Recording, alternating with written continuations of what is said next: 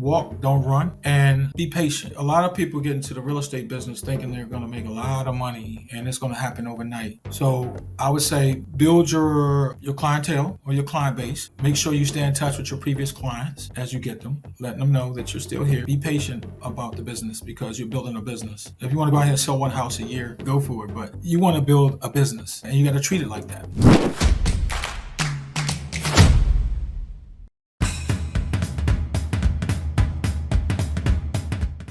Hey, what's going on, everybody? It's me, it's Aaron Wittenstein, and I would like to welcome you all to Vulcan7 Roadmap. This is where we speak to agents across the country on ways to take an additional 1, 2, 3, 4, 5, 6, 7, 9, 10, a lot of listings a week, all right? And we have Kirk Chapman here. Kirk covers Maryland, D.C., and Northern Virginia. Did I guess that right? That is correct. Okay. And he did approximately $20 million last year. With half of that, and if you can't divide, half of 20 million is $10 million in business from Vulcan 7. Is that correct? That is very correct. Okay. So, when I hear this, somebody doing, really good business, what do you feel like attributes to it? I think it's a little bit of everything, right? So I'm the type of agent I like to, if I hear something, I heard something good about Vulcan 7, so I had to give it a shot and try it out. And I was pointed to it by my coach, Andrew Lacey, and it was a game changer for me, to be honest with you. So That's cool. So now when you have that 10 million of prospecting, are you an expired guy, a for sale by owner guy, circle dialing? What's your what do you enjoy doing? I dab into the expired Okay. leads. I may for sale by owners, I'll let them sit for a minute before I go to them because they can be a little difficult at times. So I'll let them stew into their stuff, and then I'll come back to them. But a lot of times, more than likely, my success comes from the expired leads. Okay. Do you have a system behind the expires that you're working, or you just kind of click and dial? I click and dial, but I also have two monitors, so I'll have the listing up along with the information for the seller in front of me, and then I'll try to call them back probably about 10 times. If I don't get any success from them, then I'll put them into one of my other folders Oh, in the system. all right. So, all right. So you call them. Did I hear that right? 10 times? Yeah, 10 times. I have to call them because say that if I call them one time, I may not get them. So I'll put them on maybe like later during the week when I have a lot going on. I'll give them a call again just to touch bases with them because I feel like you have to touch them a few times really to become successful. And I may get lucky the first time and get them when I call, and then they'll talk to me, and I'll get the appointment. I go into the house, and 9 times out of 10 when I get into the house, I'll get the listing. Okay. Well, that's all right. So then, walk me because a bunch of things are going through my mind right now. But Yeah, you yeah. said if you go on an expired appointment, 9 out of 10 times you're taking that listing. Is that correct? Yep. Yep. That is correct. Okay, if you would do me a favor, because that's a really, really good ratio, a Yeah. 90% conversion ratio. That's probably one of the best I've ever heard. Can you walk me through the process of what it looks like when while you're there? Okay. Yeah. I'll go in there. I'll make sure that both if it's another person on the deed, like a husband and wife, I'll make sure both of them are there, because I don't want to go in there and one of them's not there, and then the other ones I have to make an appointment to come back. So I want to solidify everything while I'm there. Once I walk in the house, I introduce myself. They introduce themselves to me personally. I ask them to give me a tour of their property, walk through. I do a lot of presumptions, as far as like, hey, when I sell your house or when I put your house on the market, this is what I want to do. And I give them advice. Advice is free, so they can get it from anywhere. So I try to do things to set myself aside or apart from the agents that's coming in after me or before me. And I think the most important thing is I'm a little more personable by nature as a person. So I want them to know that I really care about selling the house. And I want the option not to take the listing also. So if I go in there and they're being stubborn about the price or certain things that we can't agree on, then I don't become attached to it either. Okay, so you're on the appointment. I'm Hmm. assuming you have a phenomenal ability to build rapport with people, correct? That is correct. Okay. Um, is this just something I would assume something you naturally do, yet you got to have some tips and tactics on how to build a rapport with people when you're in their home? Well, I mean, it's just me. I hate to say it like that, but when I walk in there, I just try to break down that wall. I try to find some common interests that we're in, that we have together. And then at that point, that's when I'll find my leeway into the house and just walk around the house and make sure that they know that they can trust me and know that I know what I'm doing to get their home sold. And at that point, if they listen to me, then I have their home sold. That's the end result. So, okay, so the one thing that I think, yeah, I think it's a triangle. It's building rapport. It's trust, like, and respect. Okay, is That's that correct. trust, like, and respect is the the triangle, as I call it. Okay, you Yes, can have trust with, they may like you, they may trust you, but they don't respect you. They may respect you and like you, but they don't trust you. All right. that's right. So from what it sounds like to me, is you're very good at building that triangle, if you will. Correct. That is correct. Okay. So do you mind if maybe if we break this down one by one, because it sounds like to me like that's something people, at least, really, they don't understand. They don't Hmm. understand. So you get them to like you by building rapport, by finding commonality. Correct. Right. That's correct. Okay. Now, how do you get people? The second one you mentioned was trust. Okay. What Hmm. do you do to build trust in yourself? I think the trust factor is knowing that I care, right? Pointing out certain things that I would do, right? And I go above and beyond for my clients. So at that point, they know if they like me, they're gonna trust me because at that point, I'm gonna give them every reason to trust me, right? And I could refer to, hey, I just sold a house. That's a sales tactic to me, right? Say, hey, I just sold this house around the corner. But at the end of the day, I want to be personable with them. I want them to know that I'm like family to you, and this means something to me that you're letting me come into your house and you're trusting me. So now you can trust, and now I can trust you. So it's a mutual respect of trust with Right. each other. I hope that makes sense. No, I get what you're throwing at me there. I totally Yeah, understand. I totally get it. And then when it comes down to that, it's respect, right? Like, the bottom tier is exactly. respect. And I think once you get these two, this is easier to gain. But how do you feel that you gain respect when you're there with them? By the conversation we're having, right? They may tell me some personal things about themselves, right? Or just anything. I mean, you can pick up on it when people start to trust you. And Right. I'm giving them information, nothing too personal, but just hey, I'm human, right? We're going to be working on a common goal, and we're a team, right? So I let them know we're a team, and we're going to sell your house together. It's not just going to be me. We're going to work together because you have to do certain things to your house to prepare it for the market. And you may not have been doing that alone. And they're like, oh, wow, I wish the other realtor would have told me that or something like that. To that. So, all right. So, with the high conversion rate that you have, what percentage are you getting, like, at the appointment? I mean, are you taking all of them down, or at the appointment? Are you getting like 50% now, 50% later? Okay. What does that look like? I would say 50%. I wouldn't say all of them because I've walked out. Some of them I've actually just talked to on the phone. They may be out of state. Right.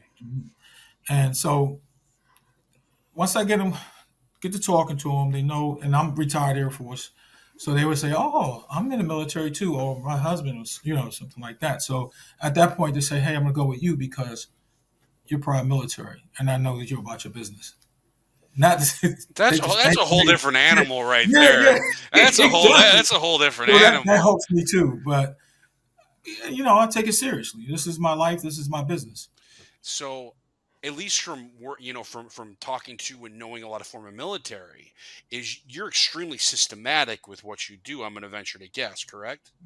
That is correct. Okay, it's systematic and methodical, Hmm. is because I personally think some of the best real estate agents that are made, or in sales in general, are prior military and prior athletes. Okay, Yep. just because you have a work ethic built in you. So what do you say, right? Like, how can you relate what you did in the Air Force to what you're doing in real estate? Okay. So of course we have to be disciplined, right? Hmm. right? I'm disciplined. My tenacity, right? My dedication. Now, when I did in the military, I was in telephone systems and electronics, so I'm good with computers also. And then also, think outside the box, right? A lot of people don't think outside the box, and a lot of clients don't. So you have to help them think outside the box. So that helped me out a lot. And then also, I was in the financial field when I was in the military also. Okay. So that helps out a lot. So I'm good with Yeah. numbers. So you're a financially driven former Air Force that worked on compute. You're like this is like wrapped in a bow of like someone who's gonna succeed in real estate. Exactly. I mean, it's just but it's putting so let me ask you this then. So with the background that you have, how did you get into real estate? Because it's It's the such a good strangest fit. thing. I'm going to tell you what happened. So back in 2003, I had a townhouse and I was selling my townhouse. And the buyer's agent that came to the house, I guess for the inspection, I was leaving out. We started talking. We had a little conversation. He said, "Hey, you ever thought about getting into real estate?" And I was like, "I never thought about it." So he said, "You should. You have a great personality. You would do well." So 20 years later, here I am. And you're still doing so I you took see his advice. you've seen every market, you know what I mean, you've Yep. seen so so out of all the how can I put this, out of all the character traits that you have with everything that you've done, okay, Mhm. what do you think is the easiest to train an agent on to do well to be able to succeed? Learn the business. I think I would train them, especially agents that come to me for advice. I say, I want you to learn the business first. I don't want you to go out here and say, I'm going to go sell a house. I didn't have the nurturing of a mentor to show me how to write contracts or anything else like that. So I kind of learned everything on my own. But I think if you learn the business, you know the just the steps as far as like, okay, let me read this contract first. I find out what I'm writing for you to sign, right? Or what I'm having you sign. Um, how to be on time. That's very important, right? Be respectful. For example, I was I just closed the deal, and I hate to say this, but the lady said, "What we got?" I said, "Well, what happened with you and your other agent?" And she said, "I saw something, or something happened." And she said, the agent said, like he was frustrated with it. I was like, "What?" So to me, it's customer service too. And back when I started the business, my broker, I was finding my way.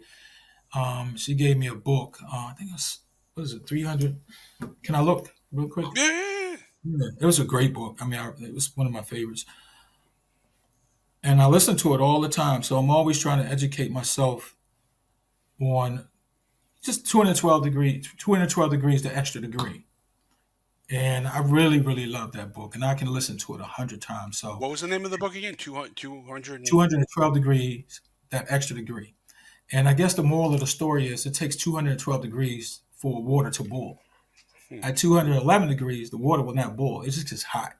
So that extra degree interesting. can push a locomotive like a train. You get what I'm saying? So a steam train, boom. So just that extra degree of service and anything you do can take you to another level. And that's what I live by. No, that makes a lot of sense. I've never. It's interesting when you put it that way, because it's Yeah. like, it's just like you're right there, and then right there, and then right there, and then right there. Yeah. Okay, so you would say, I mean, with your business right now, you turn it up that extra degree, then, right? Yes. It, it, And everything I do in life though. So if I'm gonna give you 100%, I want to give you 110%. So that helps me a lot with my clients and when I go on my listing appointments. all right. So you're in a listing appointment when you and because I think a lot of agents struggle with this in general. Okay, Hmm. is when you've hit the point where it's time to close.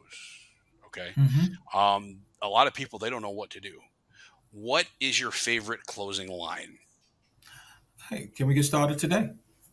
Let me get your house on the market today. So it's that easy. Is that for me? It It, is. it, I'll just.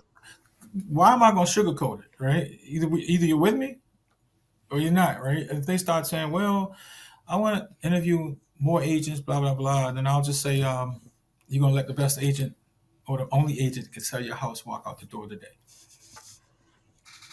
So at that point, I'm taking control of the situation and making them think, or really letting them know that I'm the guy for them.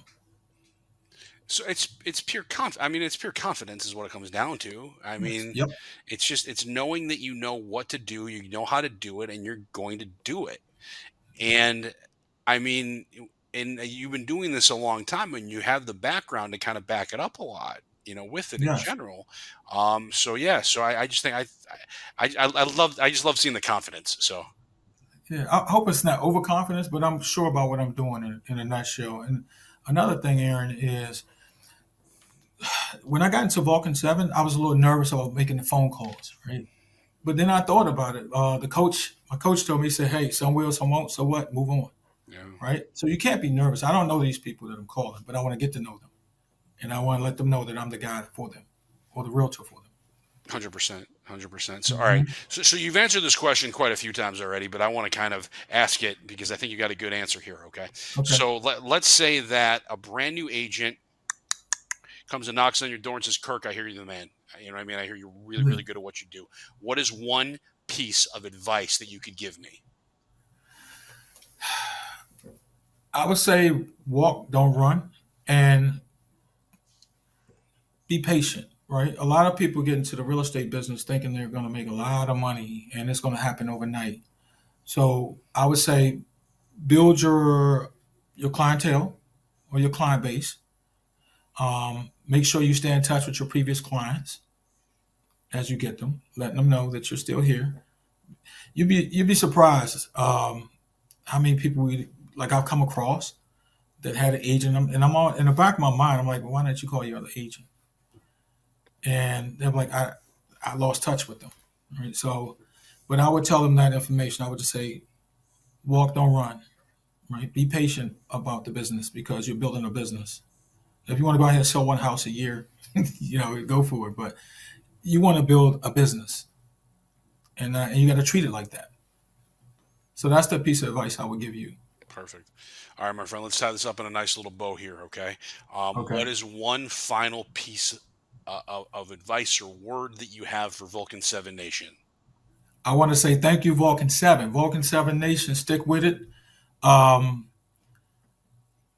I've been very successful at this, and you're going to get in what you get out of it, right? If you put into it, you're going to get something out of it. If you don't put anything into it, if you're not consistent, don't even waste your time. But be consistent about what you're doing, and make your phone calls, go down the list, and you will see and watch your business grow. Perfect. I love it, man. All right, let's say, for example, somebody has a buyer that's moving to either Maryland or DC or Northern Virginia or some other area that you cover that I don't know. How can someone get in touch with you, my friend? Please, please, you can give me a phone call. My cell phone number is 240-447-1977, or you can email me at Kirk.Chatman with a T at tkc.group. I thank you, Aaron. Perfect. All right, my friend. Well, thank you very much. This is absolutely amazing. And guys, like I said, if you need anybody, get in touch with Kirk. Otherwise, y'all remember, go make some money and don't forget to boom right there. Trust the process. Y'all take care of yourself. Be well.